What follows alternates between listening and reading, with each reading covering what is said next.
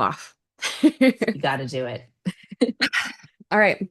It was December 10, 2023, and I was in Honolulu, Hawaii, with about 20 other runners from Still I Run. We had just gotten done with a run, and now we were on this gorgeous outside patio, and you could hear the tropical birds. You could see the green palm trees swaying. You can kind of smell the ocean in the air. And I remember sitting back and going, I can't believe I've made it here. Because in that exact moment, I was 4,300 miles and 4,600 days from the worst day of my life. You see, 12 years prior to that moment, I was on the steps of a mental health hospital in Grand Rapids, Michigan. I was in a mental health crisis and I didn't want to exist anymore. I knew that if I didn't go inside, I'm not sure what tomorrow would bring or if there would even be a tomorrow for me. The intake process was a blur. Lots of faces I don't remember, lots of questions, lots of my signature on the dotted line saying I understood I was voluntarily checking myself into a mental health hospital. And also an intake photo I kind of sort of remember. And they led me to my room in the hospital, and there was no shower curtain on the shower. There was no glass in the mirror. They even took the drawstring out of the sweatpants I was wearing. And it was because all of those things could be deemed dangerous to me and the other individuals in the hospital. And that's when it really hit. That's when it hit me that this was serious.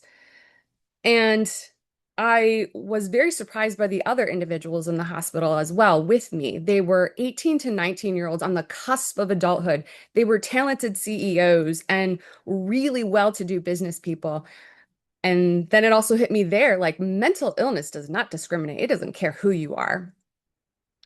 So when I'm in the hospital, I learned that medication and therapy are fantastic for managing your mental health, but so can something else, something in what the hospital called a mental health toolkit. And I loved that concept.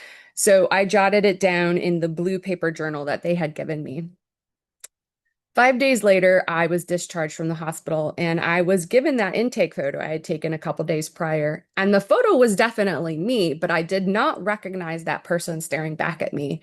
They had a vacant, hollowed out look, disheveled hair. You could tell that person was really struggling. And I was so glad that I no longer felt like that, but I knew I had a lot of work to do. So I went home and I noticed a pair of pink, very neglected running shoes in the corner of my bedroom. And I remembered that mental health toolkit. So I laced up those shoes and I called for my dog, a big old coonhound with floppy ears, and we went out for a run together. And when I got back from that run, I felt very accomplished and a side of something else. I wasn't sure what that something else was, but I knew I liked it. So me and my four-legged companion kept going out and running. And because I'm a very data-driven person, I decided to dive into what was actually going on in my brain. And the research is so clear. Runners actually experience fewer bad mental health days than non-runners. And it also increases and boosts these brain growth factors that protect and repair areas of the brain impacted by depression and anxiety. So, right then, I knew that this was going to be a permanent part of my mental health toolkit. And because I love connection and there's safety and community, I wanted to connect with other mental health running warriors. It shouldn't be hard to find someone, right? I looked in my city, I looked in my county, I looked in my state, I looked in the entire United States, and I couldn't find any group that was just centered on that intersection of running and mental health.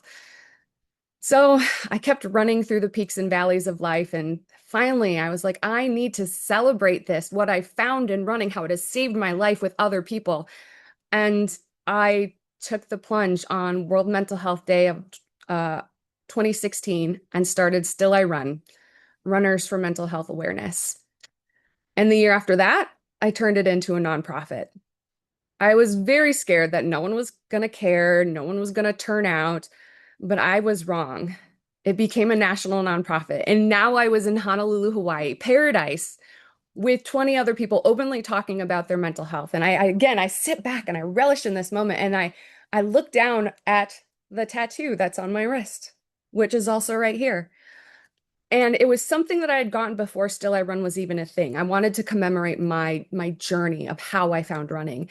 And I've always resonated with Maya Angelou's poem of Still I Rise and human resilience. So I changed it to Still I Run for myself. And instead of the I put oop, a semicolon. And in the mental health world, the semicolon stands for continuing on. Just like an author can write a sentence and choose to end it with a period, they can also choose to continue on with that semicolon. And then I positioned it all over an arrow because the metaphor there is sometimes you need to draw back in life just a little bit before you go forward and you hit your target. And on that December in 2023, I knew I had hit my target. With big challenges like starting Still I Run, I used to think, why me? Isn't there someone else smarter, more brilliant, more talented, more everything? But on that day and still today, I just think, why not me? Thank you.